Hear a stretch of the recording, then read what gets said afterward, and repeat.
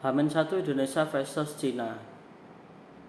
Ya, kita tahu sendiri Cina sudah 3 kali kalah di round ketiga ini dan dia berada di posisi juru kunci.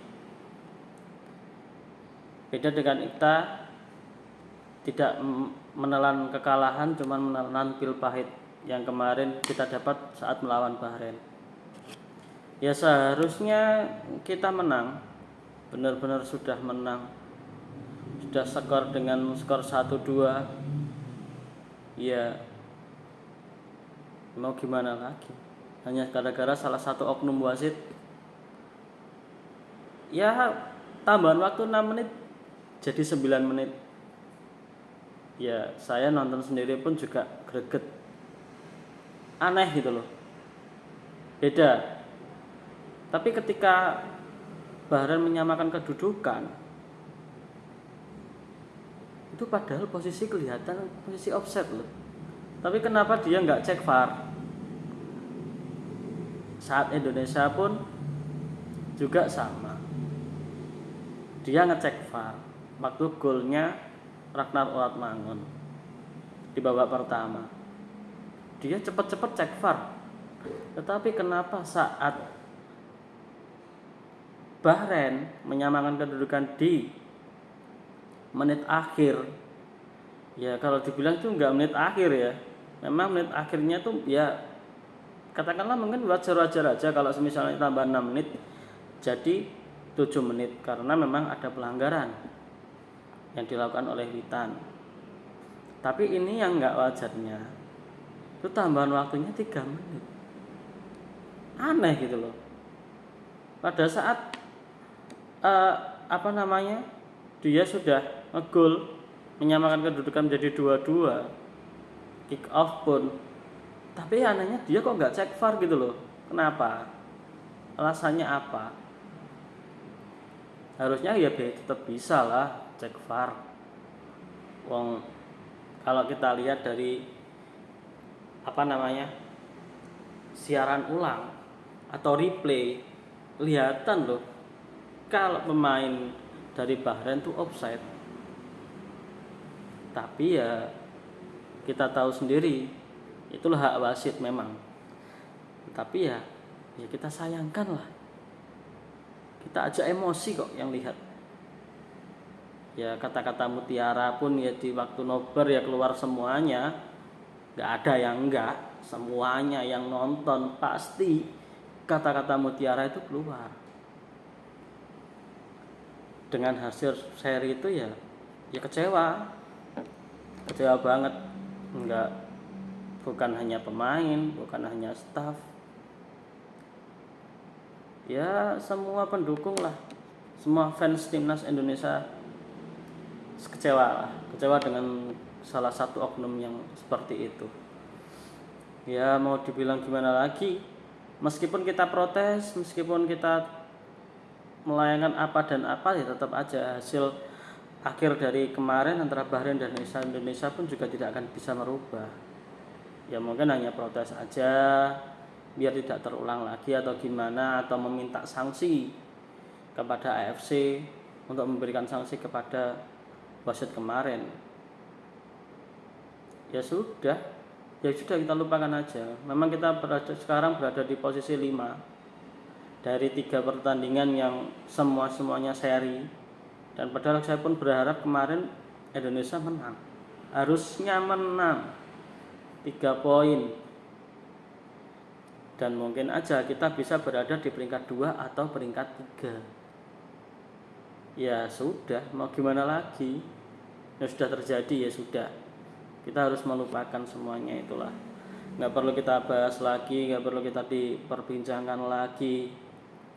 Biar nanti surat dari PSSI pun yang meminta untuk diberikan sanksi kepada wasit yang memimpin antara Bahrain dan Indonesia.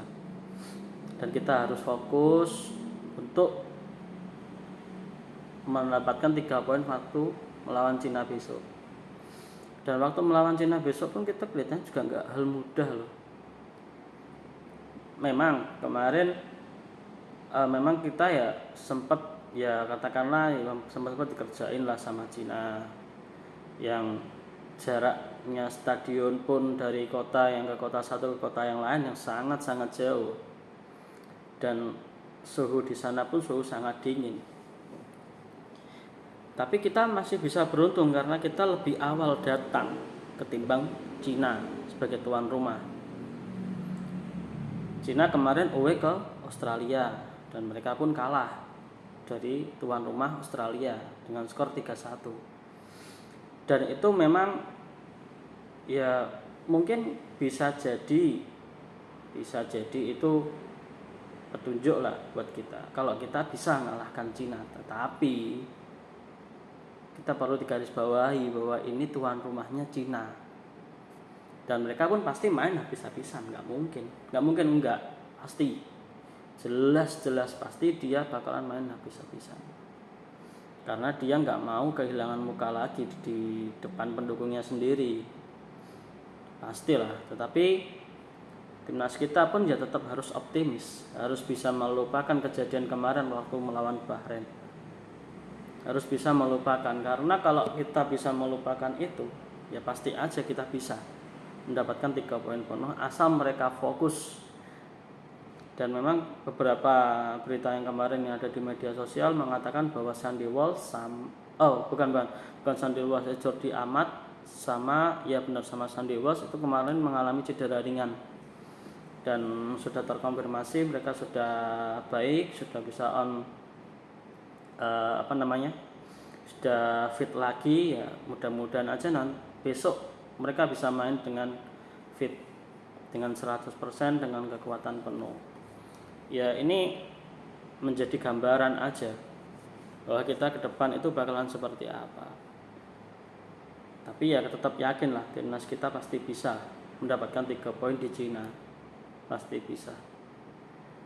Dan ditambah lagi dengan adanya Mesilges, Eliano, itu ya benar-benar penambah kekuatan lini belakang. Dan mungkin pemain kita yang seperti Rizky Ridho pun pasti dia bakalan mengambil ilmu-ilmu yang dari teman setim mereka, rekan setim yang bermain di Eropa. Pasti dia bakalan mengambil ilmu-ilmu yang sangat penting, yang dia notabene sebagai pemain lokal. Pastilah, nggak mungkin enggak, pasti dia sharing, nggak mungkin enggak, karena dia pengen menambah wawasan, menambah ilmu. Ya pasti dia bisa kok. Selama ini dia konsisten, tidak pernah turun. Dia konsisten selama ini, dan dia adalah pemain terbaik menurut saya di lini belakang. Dia sangat kompak bersama Jai, bersama kemarin sempat ada Kelvin Verdong yang agak mundur main ke belakang. Terus sekarang ketambahan Mesilges, Eliano, dan mungkin bakalan banyak lagi kok yang bakalan datang ke timnas Indonesia. Ya semoga aja besok Indonesia benar-benar bisa menang melawan Cina, kita mendapatkan 3 poin, dan kita bakalan menunggu selanjutnya yaitu timnas Bahrain yang datang ke Indonesia. Kita bakal tunjukkan siapa kita sebenarnya. Dan wasit pun yang memimpin untuk Cina versus Indonesia pun juga sama, juga bakalan dari Timur Tengah juga. Ini yang perlu kita antisipasi, kita wanti-wanti. Semoga tidak ada permainan lagi seperti waktu melawan Bahrain kemarin. Ya memang notabene memang ya Asia, gimana pun caranya mereka lakukan untuk tetap bisa lolos di Piala Dunia nanti. Ya kita ini menjadi sebuah pelajaran pertama, menjadi pelajaran yang sangat-sangat berharga bagi kita yang istilah negara dari Asia Tenggara yang pertama kali merasakan round ketiga ini, yang benar-benar ketemu dengan para tim-tim elit Asia. Ya benar, kata-kata pemain Jepang seperti tim Jepang, Australia, Irak. Ya benar, selamat datang di Asia, di AFC. Ya inilah permainan sepak bola Asia. Ya mudah-mudahan aja lah besok di jam 7 malam timnas Indonesia main. Semoga aja kita mendapatkan 3 poin penuh, kita bisa naik peringkat lagi. Meskipun kita nanti tidak lolos di round ketiga ini, kita masih ada di round keempat, yaitu di posisi 3 dan 4. Semoga aja kita bisa lolos. Ya mudah-mudahan aja, syukur-syukur aja kita bisa langsung lolos dari round 3 ini. Dan Jepang pun ya sudah dipastikan pasti mereka lolos, nggak mungkin enggak. Sudah berapa pertandingan dia menang? Nggak bisa. Kita nanti melawan Jepang pun ya nggak tahu lah nanti bakalan seperti apa, bakalan ada pemain baru atau tidak. Yang pasti rumor yang sudah muncul yaitu ada Kevin Dix, itu sudah datang kemarin dan sudah bersalaman dengan Pak Ketum kita Pak Erick Thohir. Ya sudah lah, kalau kita tahu kalau mereka sudah bersalaman dengan Pak Erick Thohir ya sudah, here we go, jelas sudah nggak pasti itu wes. Ya ini sebuah kejutan yang dilakukan oleh Pak Erick Thohir. Dia benar-benar tahu, dia benar-benar mengerti pemain-pemain yang notabene mereka mau. Kita tidak memaksa, kan gitu. Ya semoga aja di bulan November nanti Kevin Dix sudah bisa main. Dan berkas-berkasnya pun yang untuk menaturalisasi Kevin Dix sudah selesai semua. Mudah-mudahan aja nanti di bulan November dia bisa main lawan Jepang kalau nggak salah. Kita nanti masih ada home banyak lah, masih ada home entah nanti masih lawan Jepang, masih lawan Arab, masih lawan Bahrain, masih lawan Cina. Itu masih home semua itu. Dan selebihnya masih away. Nanti kita bakalan away ke Australia, away ke Jepang. Udah itu pasti dah. Ya semoga aja besok timnas Indonesia menang, dapatkan raih 3 poin pertama. Semoga kita bisa lolos di Piala Dunia 2026.